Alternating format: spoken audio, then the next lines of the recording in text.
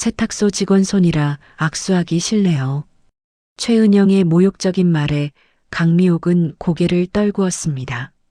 딸의 행복을 위해 참아야 한다는 마음뿐이었거든요. 하지만 그 누구도 상상 못했을 거예요. 그 성실한 세탁소 아줌마의 딸이 바로 성원그룹 60조 자산의 진짜 상속녀였다는 충격적인 반전을요. 안녕하세요. 세탁소 아줌마 딸 강하윤입니다. 며칠 후 그랜드 워커힐 호텔에서 화려한 정장을 입고 나타난 하윤의 정체가 밝혀지는 순간 이강민 가족은 믿을 수 없는 현실 앞에 무릎 꿇게 됩니다. 18년 숨겨온 비밀과 함께 펼쳐지는 완벽한 역전극을 지금 만나보세요. 사연 시작 전 이 채널의 따뜻한 가족이 되어주세요. 구독 버튼을 눌러주시면 여러분께 행운이 가득하길 진심으로 기원합니다. 오늘의 사연 지금 시작합니다. 서울 서초구 반포동 한복판에 자리한 고급 이탈리안 레스토랑 라 스칼라의 주차장에 흰색 소나타가 천천히 들어섰습니다. 강미옥이 조수석에서 내리며 정장 재킷을 가지런히 정리했어요. 지난주 이마트에서 산 정장이었지만 다림질을 4번이나 해서 깨끗하게 손질한 상태였습니다. 미옥의 손가락 끝이 미세하게 떨렸죠. 엄마, 괜찮으시죠? 강하윤이 어머니의 팔을 살짝 잡으며 걱정스럽게 물었습니다. 미옥이 딸의 손등을 톡톡 두드리며 따뜻한 미소를 지었어요. 당연하지. 우리 하윤이 상견례 날인데. 모녀가 라스칼라 입구로 나란히 걸어가는 동안 발레 파킹 직원이 공손하게 인사했습니다. 로비에서 기다리던 이준서가 양복 소매를 다시 한번 정리하며 일어섰죠. 어서 오세요, 어머님. 준서가 미옥에게 정중하게 허리를 굽혀 인사했습니다. 미옥이 두 손을 가지런히 모으며 고개를 깊숙이 숙였어요. 오래 기다렸니? 사돈 어르신들은 계시고? 아닙니다, 어머님. 저희도 막 도착했습니다. 들어가시죠. 준서의 목소리에 미묘한 긴장감이 섞여 있었죠. 예약석으로 향하는 복도에서 미옥이 자신의 가방끈을 어깨에 다시 한번 걸쳤습니다. 남대문 시장에서 산 가방이었지만 나름 단정하게 보였어요. 하윤아, 너무 긴장하지 마. 미옥이 딸의 어깨를 부드럽게 두드리며 작게 속삭였습니다. 하윤이 어머니를 향해 안심시키듯 환한 미소를 보냈죠. 준서가 유리문을 조심스럽게 열자 넓은 룸 안에서 중년 부부가 의젓하게 앉아 있었습니다. 이강민이 양복 상의를 매만지며 위험 있는 자세로 앉아 있었어요. 최은영이 에르메스 스카프를 만지작거리며 입가에 어색한 미소를 억지로 띠고 있었습니다. 아버님, 어머님. 하윤이와 하윤이 어머님을 소개해 드릴게요. 준서가 공손하게 소개하는 순간 최은영의 차가운 시선이 미옥의 전신을 위아래로 훑쳤죠. 미옥의 거친 손가락과 값싼 가방, 그리고 어색하게 입은 정장까지 한 번에 파악하는 듯한 날카로운 눈빛이었습니다. 최은영의 입술 끝이 미세하게 아래로 내려갔어요. 안녕하세요. 미옥이 두 손을 모으고 깊숙이 인사했습니다. 이강민이 턱을 거들먹거리며 들어올리고 고개만 건성으로 끄덕였죠. 미옥은 딸의 시어머니가 될 최은영에게 공손하게 양손을 내밀어 악수를 청했어요. 최은영이 미옥을 향해 손을 내밀었다가 갑자기 움직임을 멈췄습니다. 아, 사돈, 세탁소 직원 손이라 좀 찝찝하네요. 최은영이 중얼거리며 손을 재빨리 도로 집어넣었어요. 미옥의 얼굴이 순간 돌처럼 굳어졌습니다. 하윤의 주먹이 치마 속에서 꽉 쥐어졌죠. 이강민이 팔짱을 위압적으로 끼며 코웃음을 쳤습니다. 세탁소 일을 하신다고 들었습니다. 저희는 그런 분을 만난 일이 없어서 솔직히 당황했습니다. 레스토랑 직원이 물을 나르다가 발걸음을 멈추고 상황을 조심스럽게 살폈어요. 미옥의 볼이 빨갛게 달아올랐어요. 그러나 딸의 행복을 위해 입술을 꽉 다물고 자리에 조용히 앉았습니다. 하윤이 어머니 옆에 앉으며 준서를 향해 간절한 시선을 보냈죠. 준서의 이마에 굵은 땀방울이 송송 맺혀 있었습니다. 자, 우선 편히 앉으세요. 준서가 어색하게 웃으며 분위기를 바꿔보려 애썼어요. 음식이 하나둘 나오기 시작했지만 테이블 위 공기는 얼음처럼 얼어붙어 있었습니다. 최은영이 포크를 우아하게 들어 올리며 날카롭게 입을 열었죠. 요즘 젊은이들이 분수를 모르고 함부로 사랑한다고 하네요. 하윤을 정면으로 뚫어져라 바라보며 차가운 미소를 지었습니다. 교육 수준 차이가 너무 나는 것 같아요. 최은영의 목소리에 날카로운 가시가 돋아 있었어요. 미옥이 냅킨을 든 손이 미세하게 떨렸습니다. 이강민이 와인잔을 거들먹거리며 기울이고 거들었죠. 우리 준서는 명문대 출신에다 대기업 이사로 탄탄한 출세 가도를 달리고 있죠. 가슴을 으쓱하게 펴며 자랑스럽게 떠벌렸습니다. 집안 배경이라는 게 하루아침에 만들어지는 게 아니거든요. 준서가 포크를 조심스럽게 내려놓으며 작은 소리로 말렸어요. 아버지, 어머니, 그만하세요. 이강민이 아들을 매서운 눈빛으로 노려보며 목소리를 높였습니다. 너도 정신 차려라. 우리 가문에 먹칠하는 일은 절대 안 된다. 레스토랑 매니저가 눈치를 보며 테이블로 조심스럽게 다가왔죠. 혹시 불편하신 일이 있으시면 도움이 필요하신지요? 최은영이 손을 거칠게 휘저으며 차갑게 대답했습니다. 괜찮다니까요. 매니저가 머리를 깊숙이 숙이며 물러났어요. 미옥이 냅킨으로 입가를 조심스럽게 닦으며 일어났습니다. 잠시 화장실에 다녀오겠습니다. 미옥이 룸을 나가자 최은영이 몸을 앞으로 바싹 기울였죠. 하윤 씨, 앞으로 우리 준서와는 만나지 않았으면 좋겠어요. 직설적이고 단호한 목소리였습니다. 하윤의 어깨가 딱딱하게 굳어졌어요. 그게 무슨 말씀이세요? 상견례에서 그렇게 말씀하시면. 이강민이 와인잔을 탁 내려놓으며 당당하게 대답했습니다. 현실을 똑바로 직시해야 한다는 거지. 그래서 사돈 만나는 날에 이야기하는 거야. 준서가 아버지의 팔을 잡으려 했지만 이강민이 거칠게 뿌리쳤죠. 미옥이 화장실에서 돌아와 자리에 조용히 앉았습니다.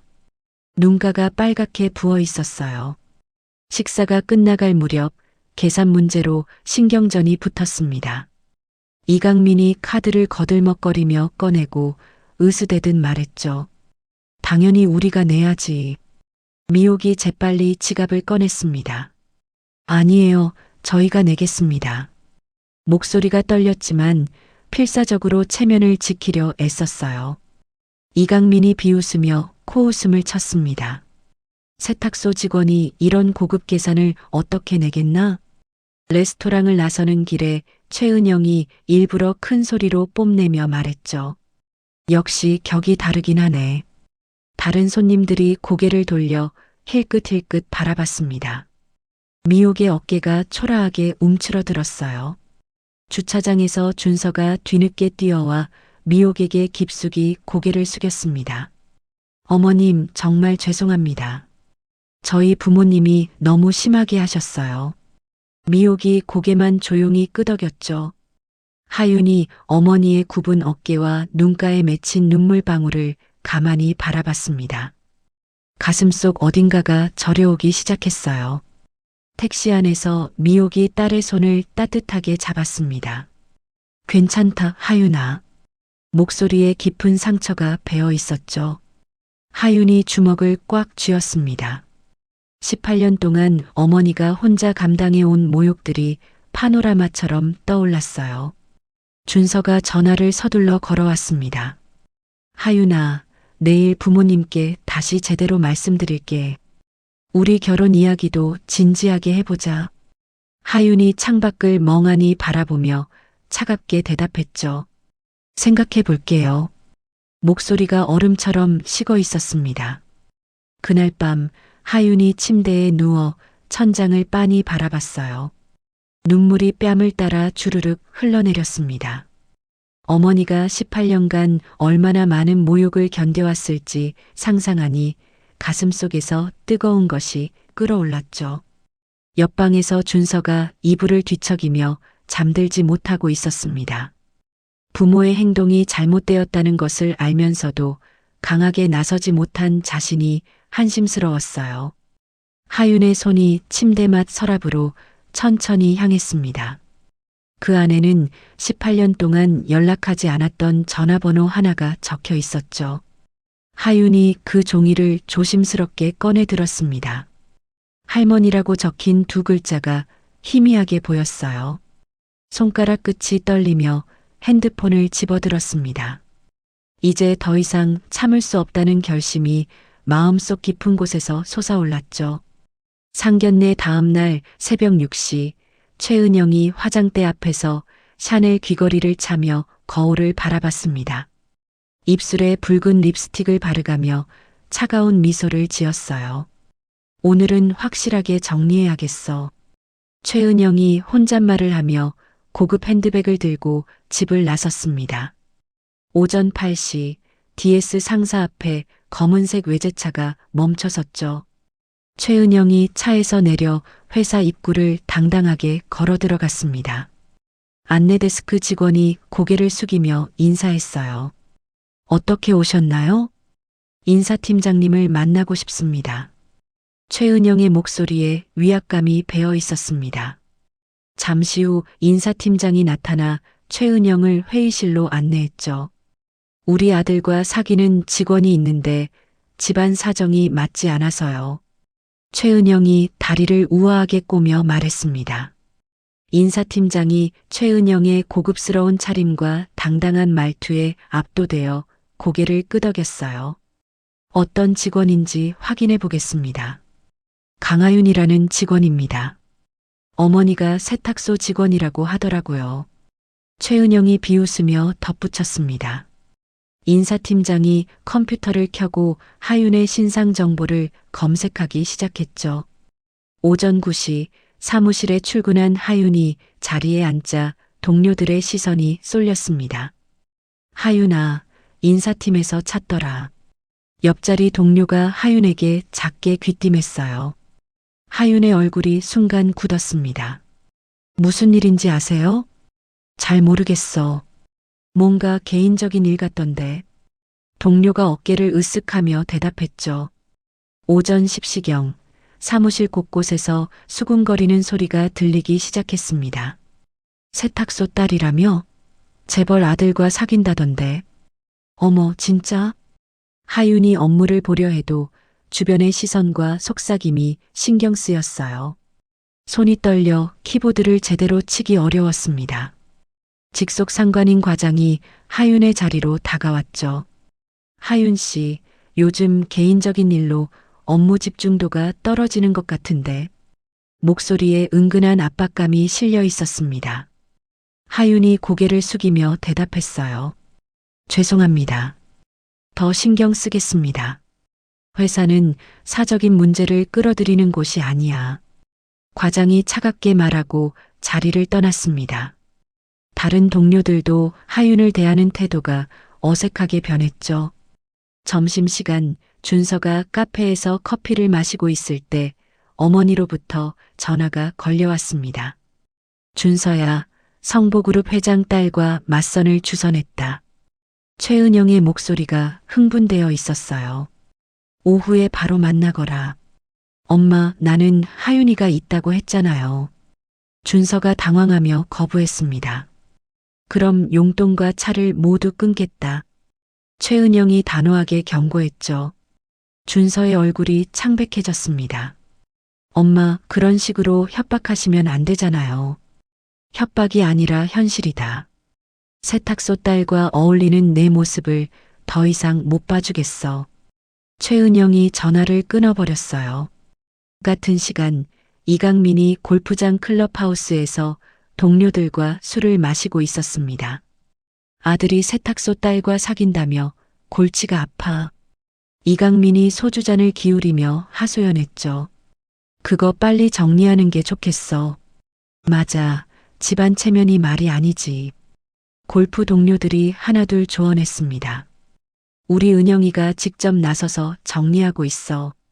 이강민이 만족스러운 표정을 지었어요. 오후 2시 하윤이 화장실에서 나오자 미옥이 복도 끝에서 기다리고 있었습니다. 엄마, 여기 왜 와요? 하윤이 놀라며 다가갔죠. 내가 힘들어한다고 해서 걱정되어 왔다. 미옥의 얼굴에 걱정이 가득했습니다. 엄마 때문에 내가 고생하는구나. 미옥이 딸의 손을 잡으며 자책했어요. 괜찮아요, 엄마. 그런 말씀 마세요. 하윤이 억지로 웃으며 대답했지만 마음속으로는 분노가 치밀어 오르고 있었습니다. 그 시각 최은영은 하윤이 사는 아파트 단지로 향했죠. 부녀회장실 문을 똑똑 두드렸습니다. 안녕하세요, 부녀회장님. 최은영이 공손하게 인사했어요. 우리 아들과 사귀는 집이 여기 살고 있는데 신분 차이가 너무 나서요. 아, 803호 말씀이시군요. 부녀회장이 고개를 끄덕였습니다. 그 집 어머니가 세탁소 직원이라고 들었는데 최은영이 하윤 모녀에 대한 소문을 퍼뜨리기 시작했죠. 저녁 6시 아파트 엘리베이터에서 주민들이 수군거렸습니다. 803호 딸이 재벌가랑 사귄대. 엄마가 세탁소인데 어떻게 만났을까? 참 웃긴 일이네. 미옥과 하윤이 엘리베이터에 타자 주민들이 은근히 시선을 돌렸어요. 두 모녀는 어색한 침묵 속에서 집에 도착했습니다. 오후 7시 준서가 하윤을 만나러 나왔죠. 하윤아, 조금만 참아달라. 부모님을 설득해 보겠어. 준서가 간절하게 애원했습니다. 하윤이 찬 시선으로 준서를 바라봤어요. 당신은 정작 아무것도 하지 않으면서 참으라고만 하네요. 나도 최선을 다하고 있어. 최선이요? 어머니가 우리 엄마한테 한 말 들었어요? 하윤의 목소리가 떨렸습니다. 준서가 고개를 떨구며 대답하지 못했죠. 그 순간 미옥의 휴대폰이 울렸습니다. 최은영으로부터 온 전화였어요. 여보세요. 미옥이 조심스럽게 받았습니다. 딸에게 상처 주지 말아주세요. 미옥이 간절하게 부탁했죠. 분수를 아시고 물러나세요. 최은영이 차갑게 응답하며 전화를 끊어버렸습니다. 미옥의 손이 떨리며 휴대폰을 내려놓았어요. 저녁 7시 최은영이 미옥이 일하는 깨끗한 세탁소로 직접 찾아갔습니다. 직원 휴게실로 당당하게 들어섰죠. 강미옥 씨 어디 있어요? 최은영이 큰 소리로 외쳤습니다. 미옥이 놀라며 일어났어요. 당신 딸 때문에 우리 가족이 고생이야. 최은영이 다른 직원들이 모두 보는 앞에서 큰 소리쳤습니다. 제발 그만해 주세요. 미옥이 떨리는 목소리로 애원했죠. 분수를 알고 살아. 최은영이 마지막으로 모욕을 주고 휴게실을 나갔습니다. 다른 세탁소 직원들이 미옥을 안쓰러운 눈으로 바라봤어요. 저녁 8시 하윤이 울면서 집에 돌아왔습니다. 미옥이 딸을 꼭 끌어안았죠. 엄마가 부족해서 미안하다. 미옥이 딸의 등을 토닥이며 말했습니다. 엄마, 그런 말하지 마세요. 하윤이 어머니 품에서 더욱 세게 울었어요. 하지만 미옥의 마음속에서는 자신들을 무시하는 사람들에 대한 분노가 끓어오르고 있었습니다. 밤 9시 준서가 자신의 방에서 우유부단하게 고민하고 있었죠. 부모와 연인 사이에서 갈등하며 결정을 내리지 못했습니다. 하윤은 점차 준서에 대한 실망감이 커져갔어요. 과연 이 사람이 나를 지켜줄 수 있을까? 하윤이 혼잣말을 하며 의문을 품기 시작했습니다. 잠들기 전 하윤이 침대에 앉아 깊은 생각에 잠겼죠. 이대로는 안 되겠어. 무언가 결심한 듯한 표정을 지었습니다. 핸드폰에서 할머니라고 저장된 번호를 꺼내 바라봤어요. 18년간 연락하지 않았던 번호였습니다. 손가락이 번호 위를 맴돌며 깊은 고민에 빠졌죠. 마침내 하윤이 전화를 걸기로 마음먹었습니다. 새벽 6시 하윤이 떨리는 손으로 18년간 연락하지 않았던 번호를 눌렀습니다. 신호음이 2번 울린 후 익숙하면서도 낯선 목소리가 들려왔어요. 여보세요. 성원그룹 정 회장이 침실에서 전화를 받았습니다. 할머니, 저예요. 하윤이요. 하윤의 목소리가 떨렸죠. 정 회장이 침대에서 벌떡 일어나며 감격했습니다. 하윤아, 정말 하윤이구나. 18년을 기다려온 목소리였어요. 할머니, 도움이 필요해요. 하윤이 어제 있었던 일들을 차근차근 설명했습니다. 정 회장의 얼굴이 점점 굳어졌죠. 김상무를 지금 당장 보내겠다. 정 회장이 즉시 비서실장에게 전화를 걸었습니다. 하윤이가 있는 곳으로 당장 가라. 정 회장의 목소리에 분노가 섞여 있었어요. 오전 7시 30분 하윤이 사는 아파트 앞에 검은색 제네시스 지구10이 조용히 멈춰섰습니다. 정장을 단정히 입은 중년 남성이 차에서 내렸죠. 김상무가 아파트 경비실로 향했습니다. 안녕하세요. 성원그룹에서 왔습니다. 경비원이 명함을 받아보며 놀란 표정을 지었어요. 803호에 사시는 분과 약속이 있습니다. 김상무가 공손하게 말했습니다. 경비원이 급히 하윤에게 연락했죠. 댁에 성원그룹에서 오신 분이 계신데요. 하윤이 현관에서 김상무를 맞이했습니다. 미옥이 놀란 얼굴로 뒤따라 나왔어요. 안녕하세요, 하윤 양. 18년 만에 뵙겠습니다.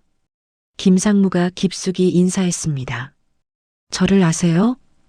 하윤이 당황하며 물었죠. 회장님의 지시로 멀리서 지켜봐 왔습니다. 김상무가 서류 가방을 들어 보였습니다. 거실에서 김상무가 가방을 열자 오래된 사진들이 나왔어요. 어린 하윤과 미옥, 그리고 젊은 정 회장이 함께 찍은 사진들이었습니다. 회장님께서 더 이상 숨어 살 필요 없다고 하십니다. 김상무가 출생증명서와 지분증서들을 차례로 꺼냈죠. 미옥이 손으로 입을 가리며 충격받은 표정을 지었습니다. 하윤 양은 성원그룹 창업주의 외손녀이자 유일한 상속녀입니다. 김상무의 말에 하윤이 의자에 주저앉았어요. 18년 전 미옥 양께서 평범하게 살고 싶다며 집을 나가신 후 회장님은 줄곧 2분을 지켜봐 오셨습니다. 김상무가 차분하게 설명했습니다. 손녀가 모욕받는 상황을 더 이상 참을 수 없다고 하셨죠. 하윤의 눈에 눈물이 맺혔습니다. 자신이 국내 5대 재벌가의 후계자라는 사실에 충격받았지만 동시에 어머니와 자신을 무시한 사람들에 대한 분노가 치밀어 올랐어요. 이제 제대로 보여주겠어요. 하윤이 주먹을 꽉 쥐며 결심을 다졌습니다. 김상무가 태블릿을 꺼내 성원그룹의 계열사 현황을 보여줬죠. 현재 그룹 전체 자산이 60조 원 규모이고 하윤 양이 35% 지분을 보유하고 있습니다. 화면에 나타난 숫자들이 현실처럼 느껴지지 않았어요. 더 충격적인 사실이 있습니다. 김상무가 다른 자료를 꺼냈습니다. 이강민 씨 회사는 저희 그룹의 6차 하청업체입니다. 하윤과 미옥이 동시에 놀란 표정을 지었죠. 작년부터 경영난에 시달려 계약 연장을 애원하고 있는 처지입니다. 김상무가 상세한 재무 자료를 보여줬습니다. 그 순간 하윤의 휴대폰이 울렸어요. 할머니로부터 직접 걸려온 전화였습니다. 손녀야, 할머니가 이제 내 뒤에 서 있다. 정 회장의 든든한 목소리가 들렸죠. 하윤이 18년간 그리워했던 할머니의 목소리에 감격의 눈물을 흘렸습니다. 할머니, 그동안 고생 많았구나. 정 회장의 목소리도 떨리고 있었어요. 미옥이 딸 옆에서 조용한 분노를 드러냈습니다. 딸에게 상처 준 사람들을 가만두지 않겠어요. 평생 참기만 했던 자신의 삶에서 처음으로 반격할 때가 왔다고 느꼈죠. 김상무가 하윤에게 정중하게 물었습니다. 앞으로 어떻게 하실 건지 결정해 주세요. 그룹 전체가 대기하고 있습니다. 막강한 권력을 사용할 수 있음을 암시하는 말이었어요. 하윤이 준서와 그 가족들이 자신에게 가한 모욕들을 하나씩 떠올렸습니다. 그들이 진짜 누구와 싸우고 있는지 보여주겠어요.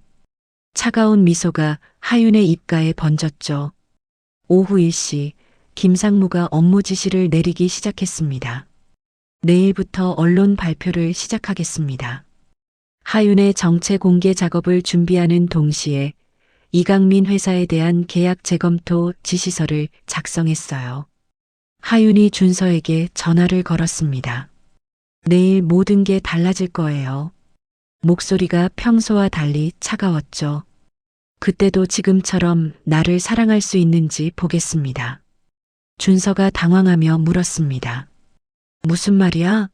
무슨 일이 생긴 거야? 하윤이 전화를 끊어버렸어요. 오후 3시 하윤이 김상무에게 구체적인 복수 계획을 지시했습니다.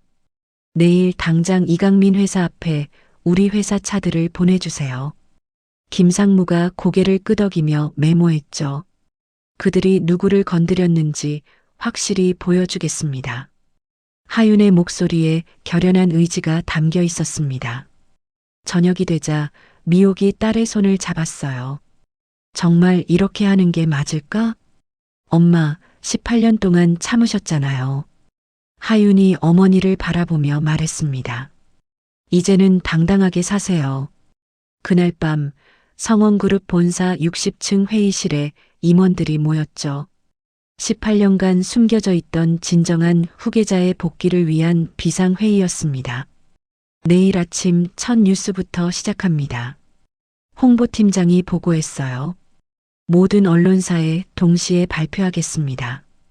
법무팀장도 준비 상황을 점검했습니다. 이강민 관련 계약건들도 내일 아침 즉시 처리하겠습니다. 정 회장이 회의실 맨 끝에서 만족스럽게 고개를 끄덕였죠. 18년을 기다린 보람이 있겠구나. 김상무가 마지막 점검 사항을 확인했습니다. 하윤 양의 지시대로 모든 준비가 완료되었습니다. 밤 11시 하윤이 침실에서 창밖을 바라봤어요. 내일이면 모든 것이 뒤바뀔 거라는 생각에 가슴이 두근거렸습니다. 복수가 시작되려는 순간이었죠.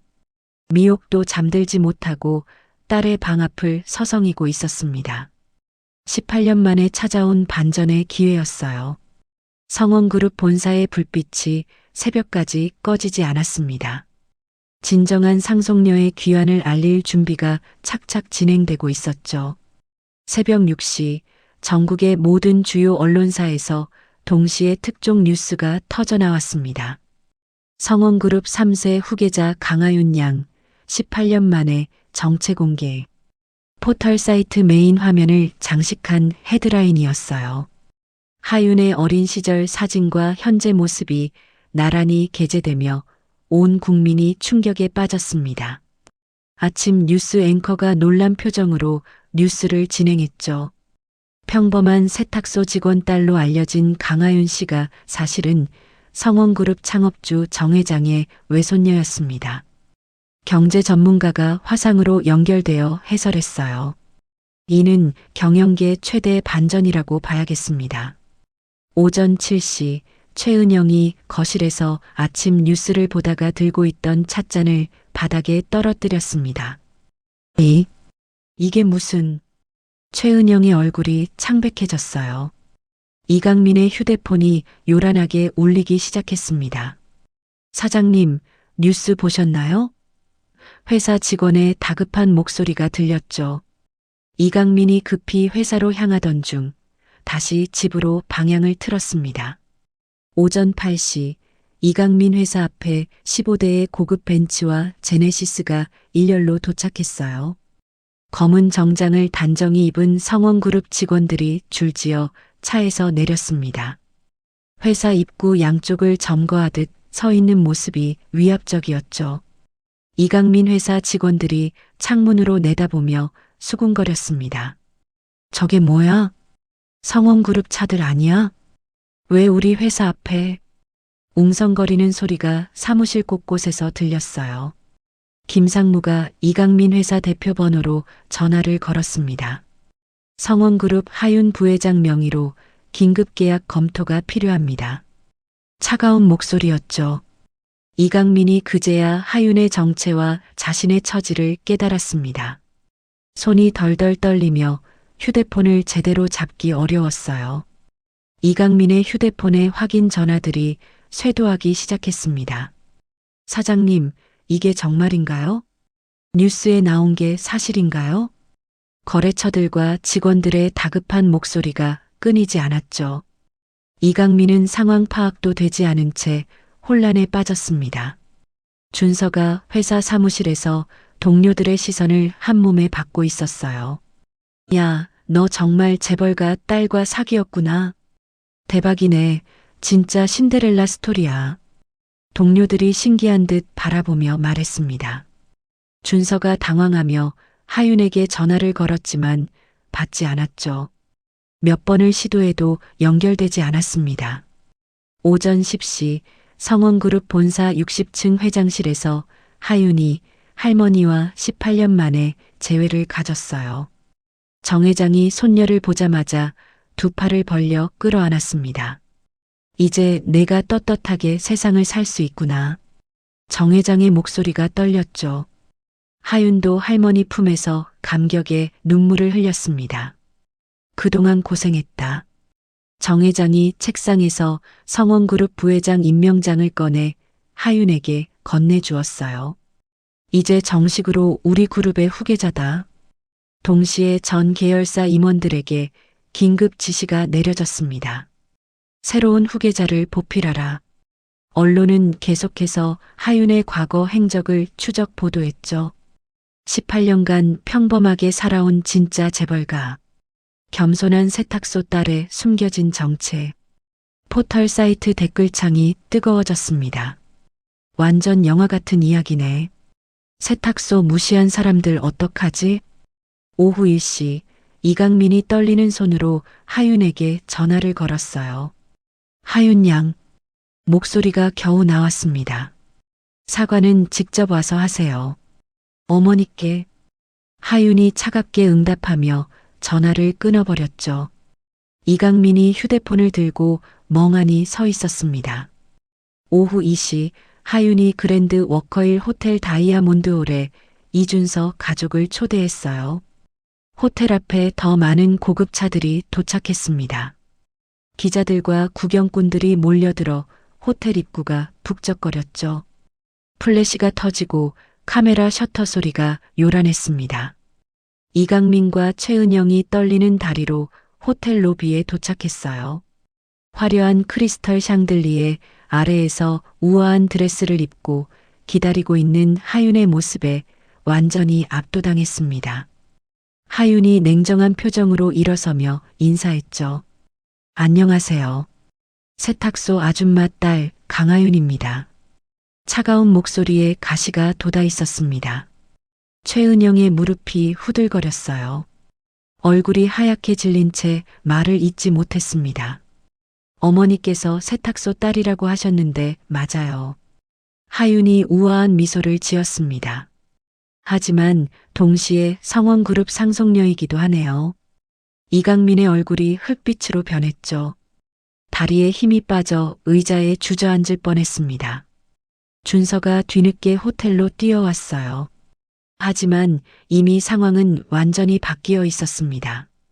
이제 제대로 된 인사를 나누시죠. 하윤이 냉소적인 미소를 지으며 말했습니다. 예비시댁 어른들. 이강민과 최은영이 서로를 바라보며 당황했어요.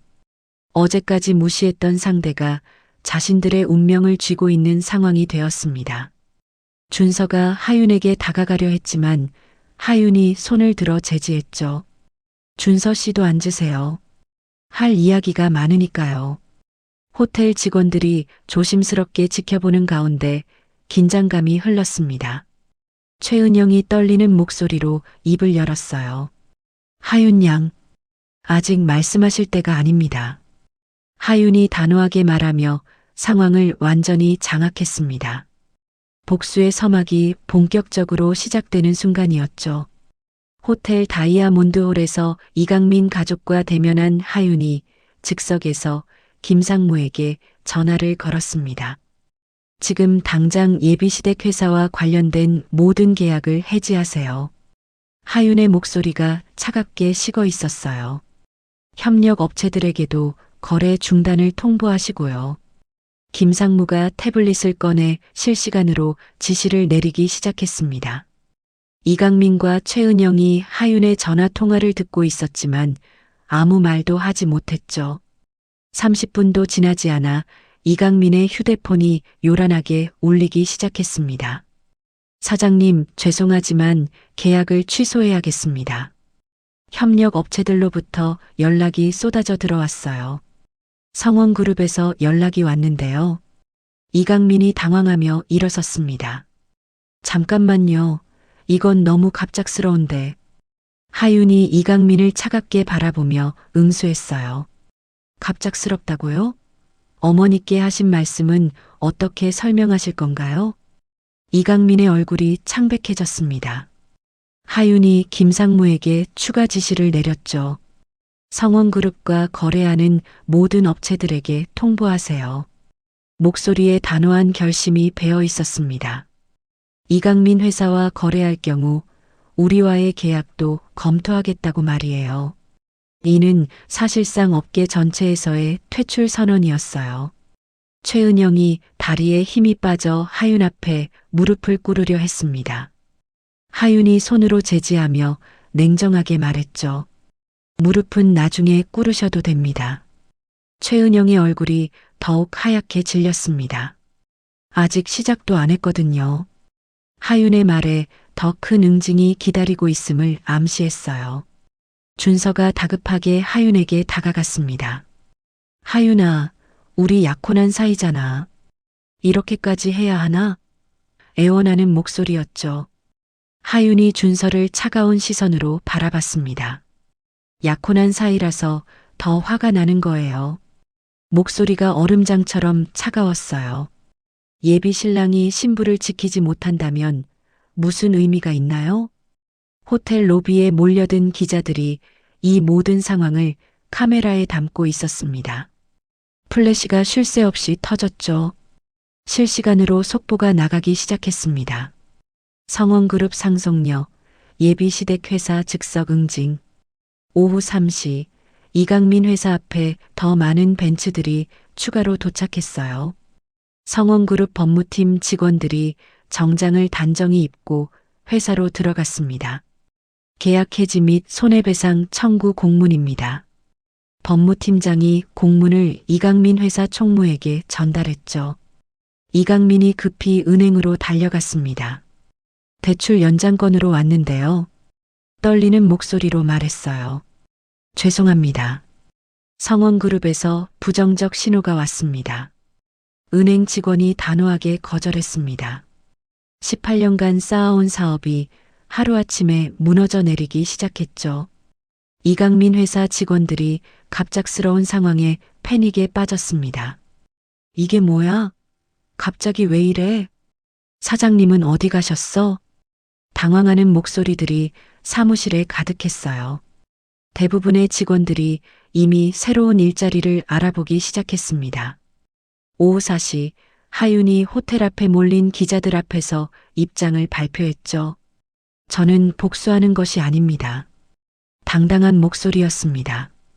단지 예비시댁으로서 정당한 예우를 요구하는 것뿐이에요. 기자들이 메모하며 하윤의 말을 받아 적었습니다. 저녁 뉴스 때가 되자 모든 방송사에서 이 소식을 다뤘어요. 성원그룹 상속녀, 예비시댁 회사 하루 만에 무너뜨려. 앵커의 목소리에 놀라움이 가득했습니다. 이강민 가족은 전 국민의 시선을 받으며 도덕적 비난까지 감수해야 했죠. 최은영이 정신적 충격을 이기지 못하고 쓰러졌습니다. 응급실에 실려간 최은영을 의사가 진찰했어요. 극심한 스트레스로 인한 신경쇠약입니다. 의사가 이강민에게 진단 결과를 알려줬습니다. 하지만 하윤은 전혀 동정하지 않았죠. 준서가 마지막으로 하윤에게 전화를 걸었습니다. 제발 그만하자. 우리 결혼은 어떻게 하고. 절망적인 목소리로 빌었어요. 결혼? 이런 시댁과 결혼할 수 있을까요? 하윤이 의미심장하게 답했습니다. 미옥이 딸의 변화된 모습을 보며 놀라면서도 마음 한편으로는 뿌듯함을 느꼈어요. 우리를 무시한 대가를 치르는구나. 18년간 참아왔던 서러움이 조금씩 풀리는 것을 느꼈습니다. 저녁 8시 이강민 회사 직원들이 모두 퇴근했죠. 내일부터 회사가 있을지 모르겠어. 이력서 다시 써야겠어. 걱정스러운 목소리들이 오갔습니다. 이강민 회사는 완전히 문을 닫을 위기에 처했어요. 하윤이 비서에게 마지막 지시를 내렸습니다. 내일은 더 확실한 마무리를 하겠어요. 다음 단계의 계획을 암시하는 말이었죠. 이강민 가족에게는 진짜 절망이 이제야 시작되는 것이었습니다. 성원그룹의 막강한 힘 앞에서 그들의 오만함이 산산조각 나고 있었어요. 하윤의 복수는 아직 끝나지 않았습니다. 다음 날 오전 10시 하윤이 이강민 가족을 성원그룹 본사로 호출했습니다.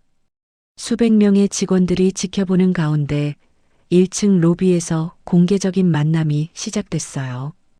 언론사 기자들까지 몰려들어 현장을 생중계하기 시작했습니다. 성원그룹 본사 로비가 평소보다 더 많은 사람들로 북적거렸죠. 직원들이 호기심 어린 눈으로 상황을 지켜봤습니다. 진짜 상속녀가 예비시댁을 응징한다더니 이거 완전 드라마네. 웅성거리는 소리가 로비 곳곳에서 들렸어요. 이강민이 비틀거리며 로비로 들어왔습니다. 최은영은 병원에서 급히 나와 창백한 얼굴로 하윤 앞에 섰죠. 준서가 양쪽 부모를 부축하며 절망적인 표정을 지었습니다. 하윤이 대리석 계단 위에서 마이크를 잡고 당당하게 서 있었어요. 제가 세탁소 딸이라며 무시하신 예비시댁 어른들께 정중히 인사드리겠습니다. 전 직원과 기자들 앞에서 이강민 가족의 행태를 공개하기 시작했습니다. 로비 대형 스크린에 상견례 당일 레스토랑의 CCTV 영상이 재생되기 시작했죠. 이강민 가족이 미옥을 모욕하는 장면들이 고스란히 드러났습니다. 직원들이 분노의 표정을 지으며 화면을 바라봤어요. 세탁소 직원 손이라 찝찝하다고 하신 말씀을 정확히 기억합니다. 하윤이 하나하나 상황을 재현하자 주변 사람들이 이강민 가족을 비난하는 표정을 지었습니다. 분수를 모른다고 하신 말씀들도 그대로 기억하고 있어요. 최은영이 견디지 못하고 하윤 앞에 무릎을 꿇으며 울부짖었죠. 죄송합니다. 제가 잘못했습니다. 며느리님. 하윤이 차갑게 내려다보며 응답했습니다. 이제야 사람다운 말씀을 하시네요. 성원그룹 직원들과 기자들이 이 모든 상황을 휴대폰으로 촬영했어요. 실시간으로 SNS에 업로드되면서 화제가 되기 시작했습니다. 해시태그 예비 며느리 이완벽한 복수라는 해시태그가 전국적으로 퍼졌죠. 이강민도 따라서 무릎을 꿇으며 떨리는 목소리로 말했습니다. 세탁소 직원님께 진심으로 사과드립니다. 주변 직원들이 박수를 치며 하윤을 응원하기 시작했어요. 하윤이 엄숙하게 말했습니다. 사과는 저에게 하는 게 아니라 우리 어머니께 해야죠. 미옥을 앞으로 부르자 이강민 가족이 더욱 큰 충격에 빠졌습니다. 그리고 예비 시어머니로서 저에게도 사과하셔야 해요. 준서가 절망적으로 애원했죠. 하윤아, 제발 그만하자. 우리 약혼은 어떻게 되는 거야? 하윤이 준서를 향해 마지막 굴욕을 안겼습니다. 당신도 함께 무릎 꿇으세요. 준서의 얼굴이 창백해졌어요. 예비 신랑이 신부를 지켜주지 못한 것에 대해서 말이에요. 준서가 결국 무릎을 꿇자 하윤이 미옥을 앞으로 불렀습니다. 이제 어머니께 직접 사과하세요. 예비시댁 식구로서 미옥이 18년간 참아온 한이 풀리는 듯한 표정으로 이들을 내려다봤죠. 조용하지만 단호한 목소리로 말했습니다. 다시는 누구도 출신이나 직업으로 무시하지 마세요. 이강민 가족이 고개를 숙이며 진심으로 뉘우치는 듯한 모습을 보였어요. 언론이 이 장면을 대대적으로 보도하기 시작했습니다. 21세기 현대판 권선징악, 예비 며느리의 통쾌한 복수. 시청자들의 댓글이 쏟아져 나왔죠. 속이 시원하다. 저런 시댁은 응징받아야 마땅해. 하윤이 사회적 매장까지 예고하며 복수의 절정을 맞았습니다. 오늘의 일이 전국에 방송될 거예요. 이강민 가족의 얼굴이 더욱 창백해졌어요. 모든 사람들이 어떤 시댁인지 알게 될 겁니다. 김상무가 공식 발표를 했습니다. 이강민 대표의 회사는 오늘 오후로 완전히 폐업 처리됩니다. 이강민이 18년 사업이 하루아침에 무너지는 현실을 받아들여야 했죠.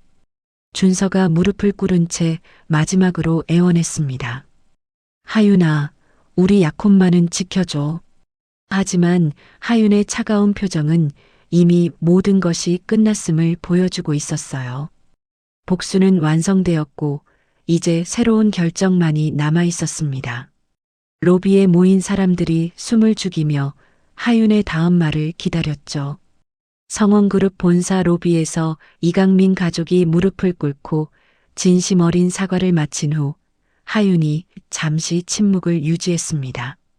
로비에 모인 수백 명의 사람들이 숨을 죽이며 다음 상황을 기다렸어요.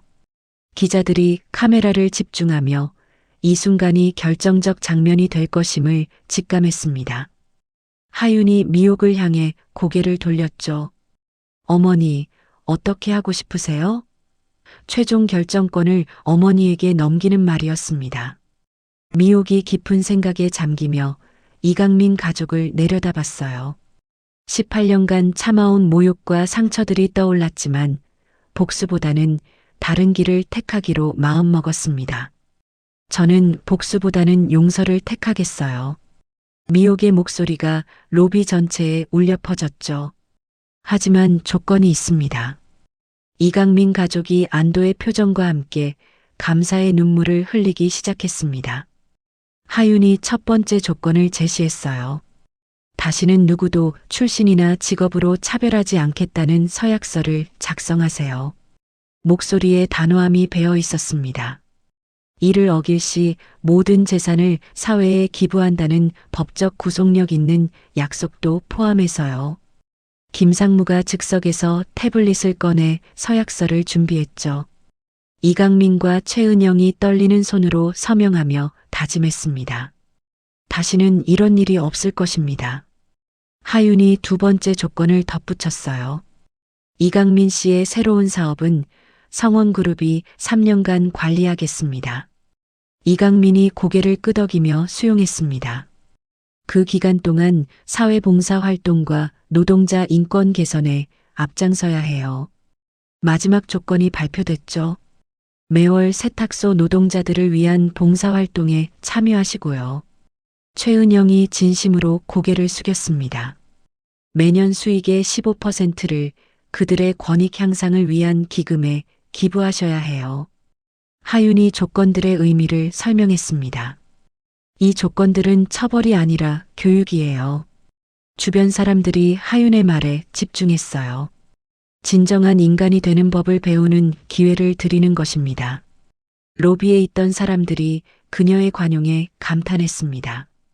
이강민과 최은영이 모든 조건을 받아들이며 서약서에 정중하게 서명했죠. 앞으로는 진정한 사람이 되겠습니다. 자신들의 잘못을 인정하고 반성의 뜻을 표했습니다. 그러나 준서가 하윤에게 간절하게 다가왔어요. 우리 약혼은 계속 유지되는 거지. 애타는 목소리로 확인하려 했습니다. 하윤의 표정이 이미 마음을 정한 듯 단호해졌어요. 준서 씨, 약혼은 파기하겠습니다.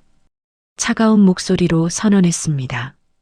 준서가 믿을 수 없다는 표정으로 하윤을 바라봤죠. 사랑은 서로를 지켜주는 것인데 당신은 그러지 못했어요. 하윤이 단호하게 말을 이었습니다. 그런 사람과 어떻게 결혼할 수 있을까요? 준서가 고개를 떨구며 자신의 실패를 인정했어요. 하윤이 약혼 반지를 빼어 준서에게 돌려주었습니다. 당신에게는 다른 좋은 사람이 나타날 거예요. 마지막 인사를 건네는 목소리였죠. 하지만 그 사람은 제가 아니에요. 준서가 절망적으로 애원했습니다. 하윤아, 제발 한 번만 더 기회를 줘. 하지만 하윤은 어머니의 손을 잡고 당당하게 본사를 나섰어요. 이제 정말로 새로운 삶이 시작이에요. 로비에 남은 사람들이 박수로 하윤을 배웅했습니다. 이강민 가족은 조용히 고개를 숙인 채 반성의 시간을 가지기 시작했죠. 준서가 무너진 채 그 자리에 주저앉았습니다. 자신이 얼마나 소중한 사람을 잃었는지 깨닫게 되었어요. 부모의 편견과 자신의 비겁함을 뼈저리게 후회했습니다. 그날 저녁 뉴스에는 특별한 기사가 나왔죠. 성원그룹 상속녀의 관용과 단호함, 조건부 용서 후 약혼 파기. 앵커가 의미 있는 목소리로 뉴스를 전했습니다. 하윤은 복수보다는 교육을 택하되 자신의 원칙은 굽히지 않는 현명한 여성으로 평가받기 시작했어요. 시청자들의 댓글이 쏟아져 나왔습니다. 진짜 멋있다. 저런 여자가 되고 싶어. 약혼 파기한 것도 옳은 선택이야. 하윤과 미옥이 집으로 돌아가는 차 안에서 서로의 손을 잡았죠. 이제 정말 자유로워졌네요. 미옥이 딸을 바라보며 미소 지었습니다. 엄마 고생하셨어요. 하윤이 어머니의 손을 꼭 잡으며 대답했어요. 새로운 시작을 향한 두 모녀의 여정이 막 시작되려 하고 있었습니다. 1년 후 서울 시내 최고급 웨딩홀 시그니엘 서울에서 하윤과 명문가 출신의 우수한 변호사 박지훈의 약혼식이 성대하게 열렸습니다. 전국의 재벌가들과 정치인들이 참석해 축하 인사를 전했어요. 약혼식장이 수천 송이의 백장미로 화려하게 장식되어 있었습니다. 국내 최정상급 현악 사중주가 연주를 맡아 우아한 음악이 울려 퍼졌죠. 하객들이 모두 하윤의 화려한 변신과 새로운 인연에 감탄했습니다. 지훈이 하윤의 과거를 모두 알고도 진심으로 고백했어요. 당신의 용기와 품격에 감동했습니다. 두 사람의 약혼식이 진정한 사랑의 승리로 여겨졌습니다. 정 회장이 약혼식에서 마이크를 잡고 발표했죠. 진정한 후계자를 찾았습니다. 하윤을 공식적으로 성원그룹의 차세대 리더로 선언했습니다. 참석자들이 기립박수로 축하했어요. 약혼식장 밖 주차장에서 이강민 가족과 준서가 초대받지 못한 채 멀리서 지켜보고 있었습니다. 준서가 후회의 눈물을 흘리며 혼잣말했죠. 내가 놓친 게 얼마나 소중한 사람이었는지 이제야 안다. 이강민과 최은영이 지난 1년간 매주 세탁소 노동자들과 함께 봉사활동을 하며 완전히 달라진 모습을 보였습니다. 진정한 인간의 가치가 무엇인지 배우고 있어요. 최은영이 진심으로 고백했어요. 미옥이 딸의 약혼식에서 우아한 드레스를 입고 당당하게 축사를 받았습니다. 18년간의 고생이 모두 보상받는 듯한 뿌듯함과 행복감에 젖어 있었죠. 하윤이 성원그룹의 차세대 리더로 공식 인정받으며 젊은 기업인들 사이에서 존경받는 인물이 되었습니다. 그녀의 경영 철학인 상호 존중과 인간의 존엄이 화제가 되었어요. 경제지들이 하윤을 21세기 신세대 리더로 선정했습니다. 그녀의 리더십 스타일과 예비시대 교육 사건을 현명한 처사로 분석하는 기사들이 연일 쏟아져 나왔죠. 준서가 하윤을 잃은 아픔을 가슴에 안고 열심히 일하며 새로운 다짐을 했습니다. 다시는 소중한 사람을 지키지 못하는 비겁한 사람이 되지 않겠어. 이강민의 새로운 사업체가 성원그룹의 지원하에 노동자 복지 개선의 모범 사례가 되었어요. 하윤 양 덕분에 진정한 경영을 배웠습니다. 이강민이 감사하게 말했습니다. 1년 반 후 하윤과 지훈의 결혼식에는 전국의 세탁소 노동자 대표들도 초대되었죠. 우리의 딸이 이렇게 성공해서 자랑스럽습니다. 이들이 진심으로 축하해 주었습니다. 결혼식에서 하윤이 특별한 서약을 추가했어요. 모든 일하는 사람들의 존엄성을 지키겠습니다. 언론과 대중들에게 큰 감동을 주는 순간이었습니다. 미옥이 결혼식 축사에서 감동적인 메시지를 전했죠. 진정한 품격은 타인을 존중하는 마음에서 나옵니다. 목소리에 깊은 울림이 있었습니다. 그 어떤 일을 하더라도 인간의 존엄성을 잃지 말아야 해요. 하윤이 신혼여행을 떠나기 전 어머니를 꼭 안았어요. 엄마가 저에게 가르쳐 준 것은 돈이나 권력이 아니라 인간다운 마음이었습니다. 감사 인사를 진심으로 전했습니다. 준서와 이강민 가족이 TV로 결혼식을 지켜보며 진심으로 반성했죠. 우리가 얼마나 어리석었는지 깨달았습니다. 하윤의 행복을 진심으로 축하했습니다. 하윤의 결혼식이 신분을 뛰어넘은 진정한 사랑의 승리로 기록되었어요. 모든 이들이 각자의 자리에서 더 나은 사람이 되어 행복한 미래를 향해 나아가는 완벽한 엔딩을 맞았습니다.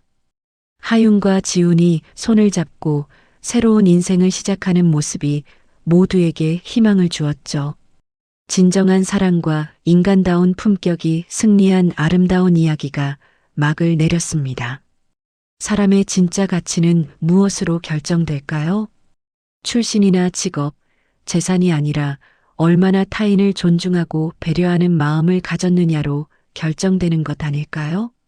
하윤의 이야기를 통해 우리는 중요한 교훈을 얻습니다. 아무리 화려한 겉모습을 가져도 다른 사람을 깔보는 순간 그 품격은 땅에 떨어지고 반대로 평범해 보여도 성실하고 따뜻한 마음을 가진 사람이야말로 진정 존경받을 만한 인물이라는 것을 말이에요. 이강민 가족의 변화처럼 잘못을 깨닫고 바뀌는 것도 늦지 않습니다. 중요한 것은 지금부터라도 우리 주변의 모든 분들을 소중히 여기는 마음을 갖는 것이죠. 세탁소에서 일하시는 분, 음식 만드시는 분, 택배 배달하시는 분, 모든 일하는 분들이 우리 삶을 더 풍요롭게 만들어주는 고마운 존재들입니다. 오늘 이야기 어떠셨나요? 가슴에 울림이 있으셨다면 구독과 좋아요로 응원해주세요. 여러분의 작은 관심 하나가 더 좋은 이야기를 만드는 큰 힘이 됩니다. 오늘도 행복한 하루 되시고 내일은 오늘보다 더 좋은 일만 가득하시길 진심으로 기원합니다. 다음 이야기에서 또 만나요. 감사합니다.